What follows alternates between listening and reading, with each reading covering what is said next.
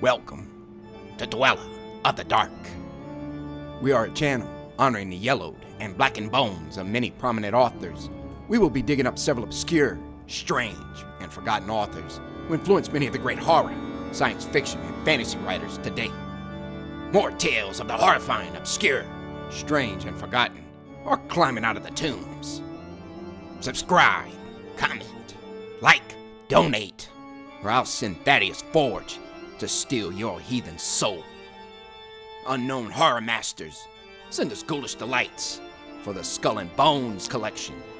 Your pound of writer's flesh will continue to feed our ghouls for now. Books, websites, podcasts, in the links below. Children of Horror, Legion of Ghouls.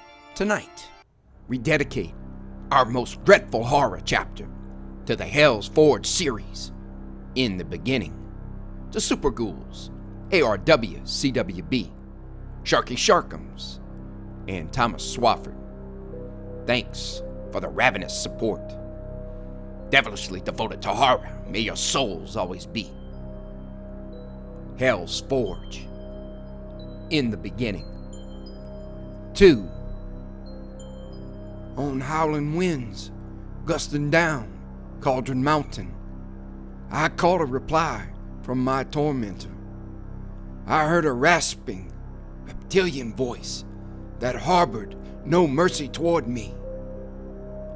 Why didn't you pray then? Why didn't you, brave Cletus Bartholomew, use your God to strengthen your resolve to stop him? You could have prevented all of it. Ruby St. Clair hummed a morning hymn as she walked in the emerald splendor of Cauldron Mountain. She took in the misted morning air that seemed to hover over the purple and yellow wildflowers like a funeral pall. Navigating the trail, she watched as shards of sunlight rounded and etched prismatic colors through the shadows of fog and trees. She walked on, trying her best to keep her feet dry as Mama had told her. She certainly didn't want to catch a cold up on the mountain.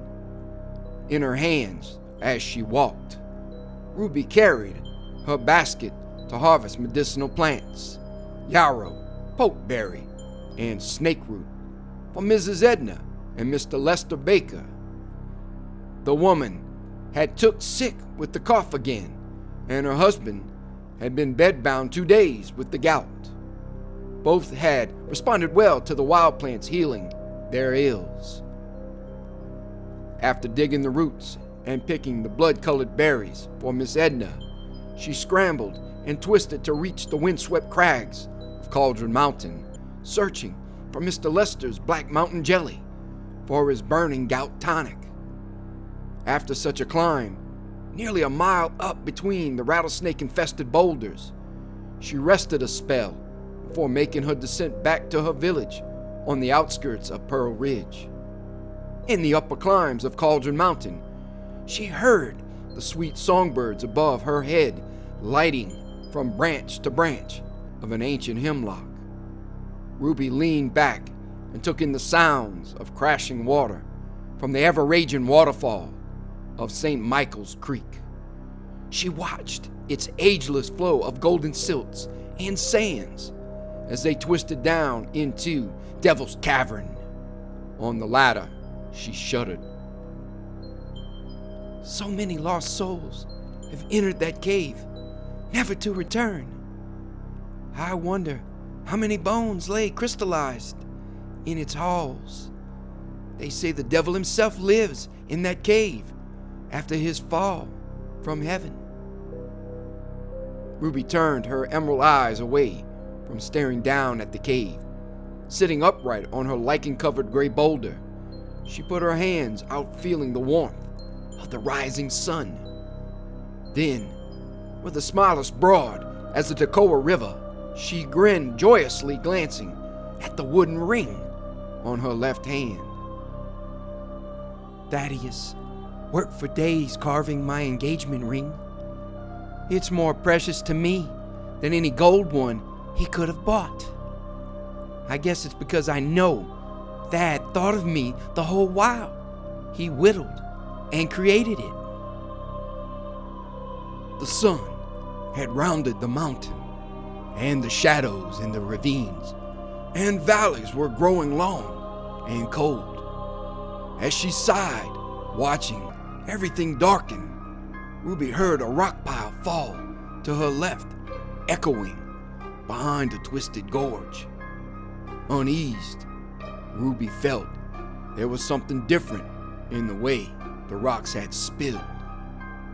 Then a large branch cracked, startling the poor girl. In the moment, she recalled dreadfully how Cauldron Mountain held all sorts of dangers. Instinctually, Ruby knew wandering out here alone for as long as she had could conjure trouble.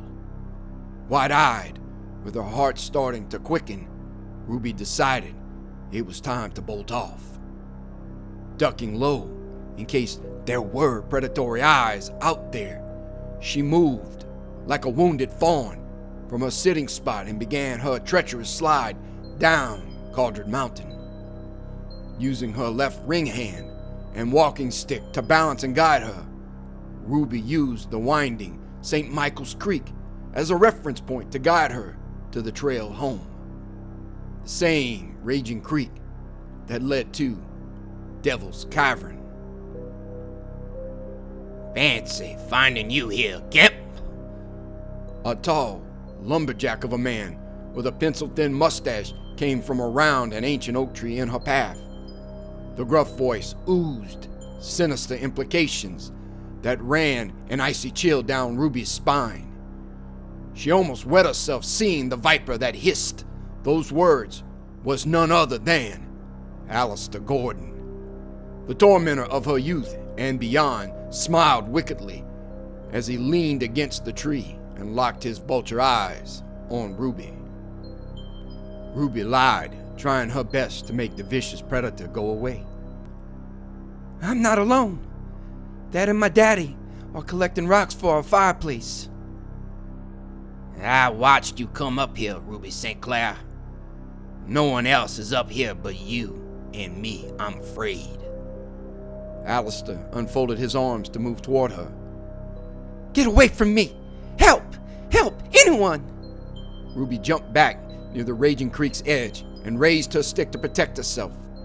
The action froze Alistair in his tracks, and he raised his hands up apologetically. Ruby eased just slightly, but kept her walking stick raised to crack Alistair's skull if he came any closer. She backed a little closer to jump off the rock ledge into the creek if Alistair tried anything. Ruby heard the splash of rocks falling into the swirls and cascades. Glancing to look at the creek, Ruby made a tragic mistake. The vicious man leapt as a ravenous panther, punching Ruby square in the face before she had time to swing her only weapon. She saw stars from the powerful man's punch in her green eyes. She felt and saw blood running from her mouth and nose. She felt the beast lift her stunned body out onto his sour-smelling back and watched her blood and tears fall to the ground. You're alone. I'm alone. And it's such a beautiful, lonely day. Still dizzy from the blow, Ruby heard a cackle of evil laughter. Ha ha ha! She felt her head strike a river rock with a thud as Alistair tossed her against a sand embankment. It was a private place. It was a loud, noise-filled place where only the crashing water could be heard. With her head clearing and panic fear racing her heart to burst, Ruby heard a terrifying sound and screamed. It was the jingle of a belt buckle. No! For the love of God, no! Ruby screamed and kicked at Alistair in utter terror. She knew the man's horrific, lustful intent She heard his growls and ravenous howls as he tore at her. She countered with kick after kick at the raging monster's groin. With him stunned and folded, she scrambled and ran. Grabbing a rock to strike Alistair and kill him if necessary, she hobbled toward the life-saving waters of St. Michael's Creek. She was diving into the waters when a granite fist cracked the left side of her face. She was knocked away from the splashing creek to the rocky ground. Landing in the amber rocks and yellow sand, Ruby felt the full force of pawing hands that clawed and ripped away her dress in tatters. She heaved and gasped for air as blood ran from her broken jaw. With her head pounding and again stunned, she writhed to make one last desperate escape from Alistair, all the while unable to move. Ruby's pelvis eventually cracked as Alistair drooled and grunted, raping her again and again. Motionless as a corpse, pinned to the wet ground under the bulk of Alistair Gordon, Ruby prayed for death.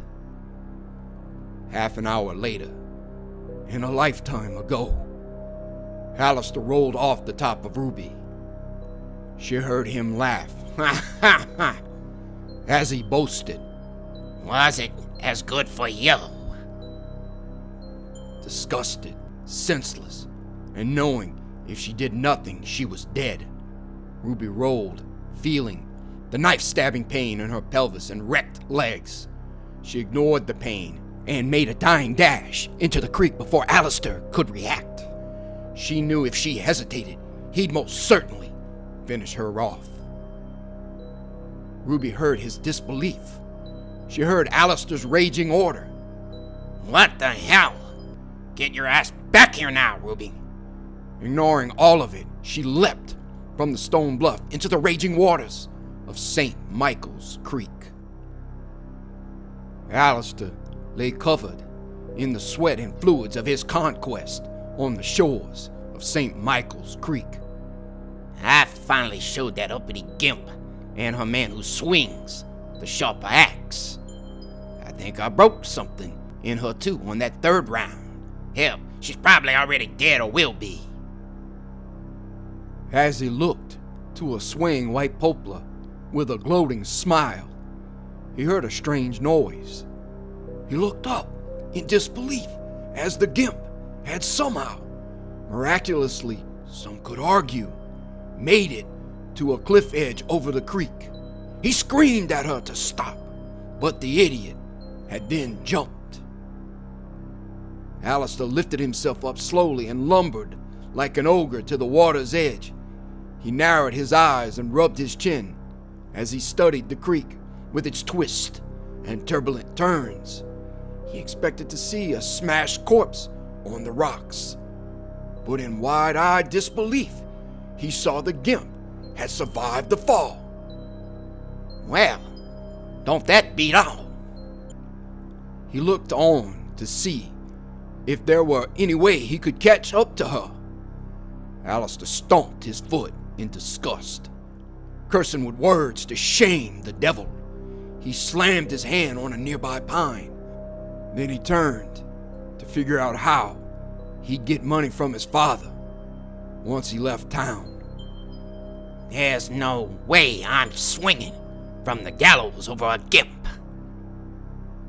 Alistair had rebuttoned his pants and buckled hurriedly. He ran as a man possessed down the rocky trail adjacent to St. Michael's Creek. He picked up his hat along the way where he'd first punched Ruby in her arrogant, freckled face.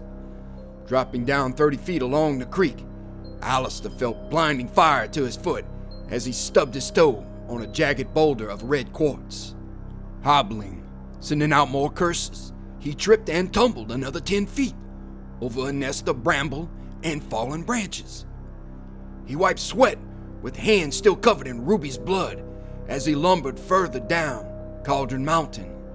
His heart began to race with thoughts of the hangman's noose creaking and tightening around his neck on the Pearl Ridge gallows tree. The town would certainly see him hang what he'd done to the crippled girl. Dark clouds rolled in with a blasting blaze of blue storm lightning, just as the storm of dark thoughts looming in his future blazed his fears.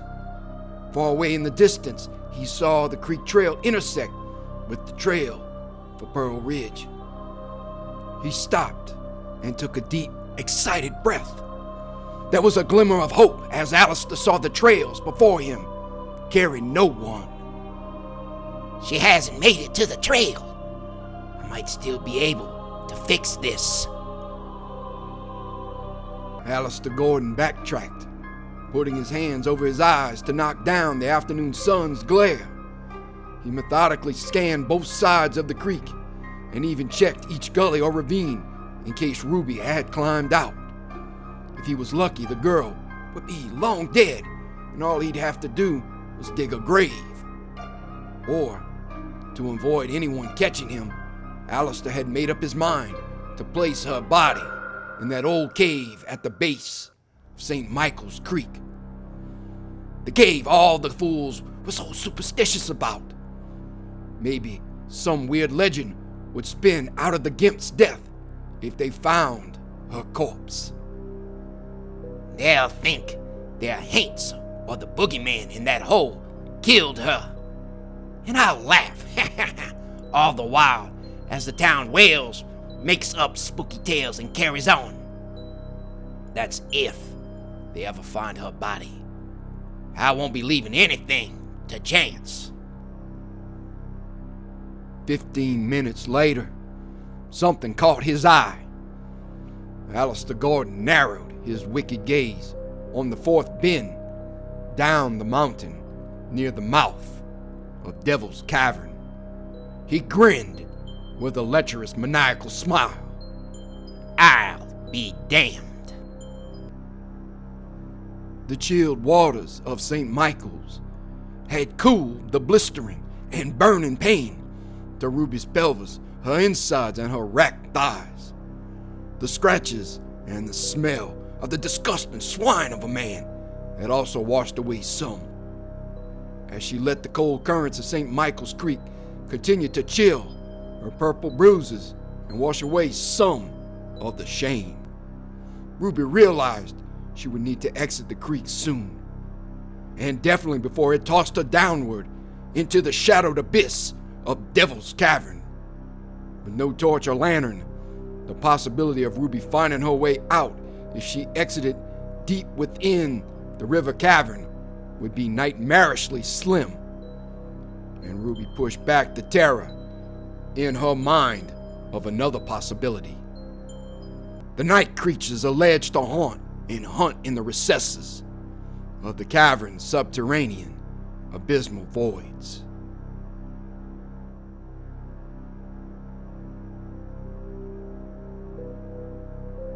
Thank you for listening. Have a great night.